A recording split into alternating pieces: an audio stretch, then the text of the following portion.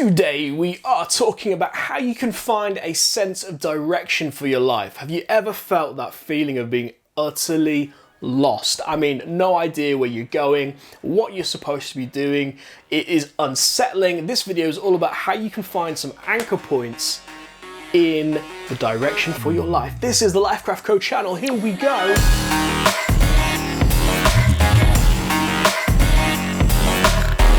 I am infamous with my friends for getting lost on orienteering, hiking, and generally anything that doesn't involve using Google Maps.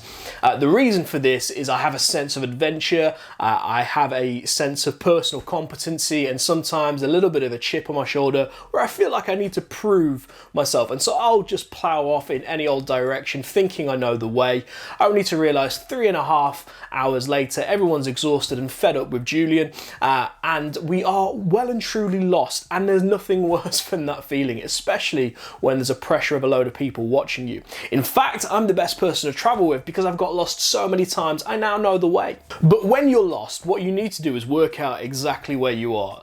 Say for instance, if you wanted to climb Mount Snowdon in Wales, one of my favourite mountains, mainly because it's easy to hike up. First, you need to figure out, where am I? You can ask people, you can take stock, and you can say, what point am I at right now? When you know where you are, you can start thinking about where you need to get to. So for your life, this is how it looks. Where am I at with my relationships? Where am I at with my finances? What are my aspirations? Do I even have any aspirations? And here's something uncomfortable you can do.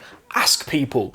Ask a spouse, a friend, a partner, a loved one, someone who's close to you, to have an honest conversation, and choose not to get offended when you hear the answer. But ask them this: what do you see in my life? What do you think I'm passionate about? What do you think I'm very good at? What do you think I'm not so good at? What are the things in my life that I like to think I'm the best at, but really I've got no competency at? Because those are the things you probably need to drop. Work on your strengths, work on the things that you enjoy and that you're passionate about, and having that tough conversation with somebody who's willing to be honest with you will be a great way of doing that. It will be uncomfortable. And when you do those kind of things and you're reflecting about your life, you're asking other people, don't hide the ugliness, sit with it. If you're not where you want to be, that's fine. At least you know where you are. Let's say for instance, if you wanted to be better with your money management and your finances. If it's a career or a job and you're not doing the thing you thought you'd be doing 2 or 3 years ago, face it and sit with it and say, well, this is currently where I'm at. This is my circumstances. It is what it is.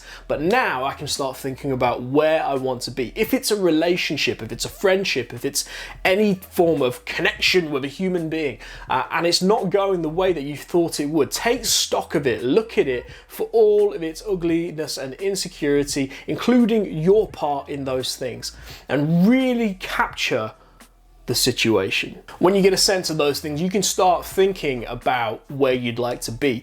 Begin with the end in mind. When I'm climbing Mount Snowdon, you think about the end destination, which actually isn't the summit, it's the return journey, because you've got to come down the mountain again.